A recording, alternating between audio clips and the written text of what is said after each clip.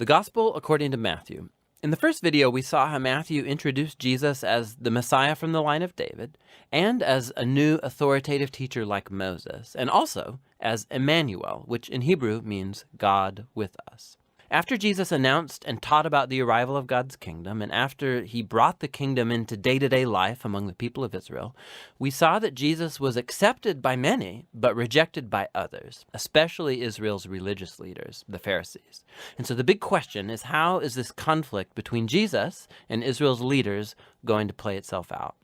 The next large section, chapters 14 through 20, explore all the different expectations people have about the Messiah. So Jesus keeps healing sick people, and twice he even miraculously provides food for these huge crowds in the desert. One's made up of Jewish people, and the other is a non-Jewish crowd. And this sign, it's very similar to what Moses did for Israel in the wilderness. And so all these people are excited about Jesus. They think he's the great prophet and the Messiah, but not the religious leaders. Their view of the Messiah is built on passages like Psalm 2 or Daniel chapter 2 about a victorious Messiah who's going to deliver Israel and defeat the pagan oppressors.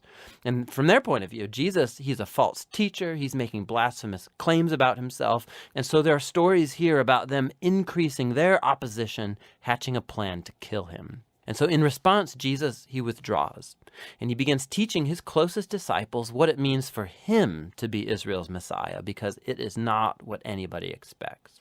So Jesus asks his disciples, chapter 16, he says, "Who do you all say that I am?" And Peter comes up with the right answer, it seems. He says, "Well, you're the Messiah. You're the Son of the living God." But then it becomes clear that Peter's thinking about a king who's going to reign victoriously through military power. And Jesus challenges Peter, saying that, yes, I am going to become king, but through a different way. And so Jesus starts to teach on themes from the prophet Isaiah, who said that the Messianic king would suffer and die for the sins of his own people. And so Jesus, he was positioning himself as a Messianic king who reigns by becoming a servant, and who would lay down his life for Israel and the nations. Well, Peter and the disciples, they mostly just don't get it. And so Jesus enters into the fourth block of teaching, followed by a series of teachings after that. And these are all about the upside-down nature of Jesus' messianic kingdom, which turns upside down all of our value systems. So in the community of the servant king, you gain honor by serving others. And instead of getting revenge, you forgive and do good to your enemies. And in Jesus' kingdom, you gain true wealth by giving your wealth away to the poor. To follow the servant Messiah, you must become a servant yourself. In the next section, we watch the two kingdoms clash, Jesus' kingdom and that of Israel's leader. Jesus comes to Jerusalem for Passover riding in on a donkey, and the crowds are hailing him as the Messiah. And Jesus immediately marches into the courtyard of the temple, and he creates this huge disruption that brings the daily sacrifices to a halt. His actions speak louder than words here. As Israel's king, Jesus was asserting his royal authority over the temple, the place where God and Israel met together. And in Jesus' view, the temple was compromised by the hypocrisy of Israel's leaders. And so here he's challenging their authority, and naturally, they're deeply offended. And so they try to trap Jesus and shame him in public debate, and they fail. So they end up just determining to have him killed. In response, Jesus delivers his final block of teaching. He first offers this passionate critique of the Pharisees and their hypocrisy, and then he weeps over Jerusalem and its rejection of God and his kingdom. Then Jesus withdraws with the disciples, and he starts telling them what's going to happen. He's going to be executed by these leaders, but in doing so, they're going to create their own demise, because instead of accepting Jesus' way of the peaceful kingdom, they're going to take the road of revolt against Rome, and so Jerusalem and its temple are going to be destroyed. But, Jesus says, that is not the end of the story. He's going to be vindicated after his death by his resurrection. And one day, he'll return and set up his kingdom over all nations. And so in the meanwhile, the disciples need to stay alert and stay committed to just announcing Jesus and his kingdom and spreading the good news.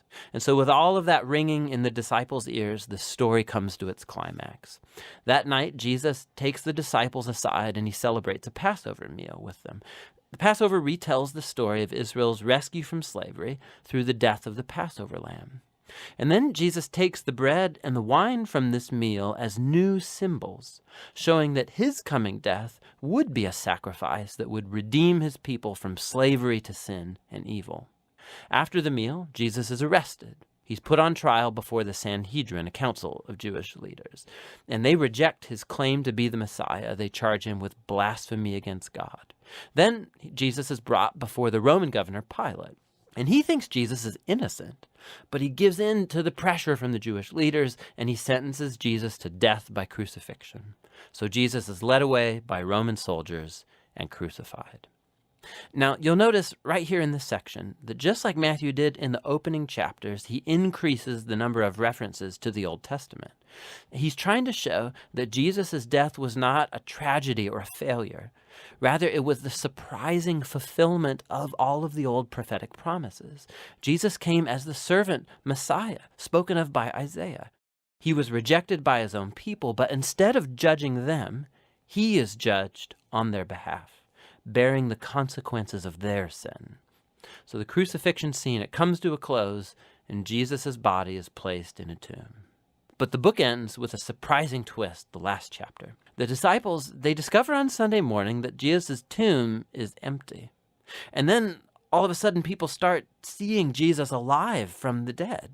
And the book concludes with the risen Jesus giving a final teaching called the Great Commission. Jesus says that he is now the true king of the world. And so he sends his disciples out to all nations with the good news that Jesus is Lord and that anyone can join his kingdom by being baptized and by following his teachings. And echoing all the way back to his name, Emmanuel, God with us, from chapter 1, Jesus' last words in the book to his disciples are, "I will be with you."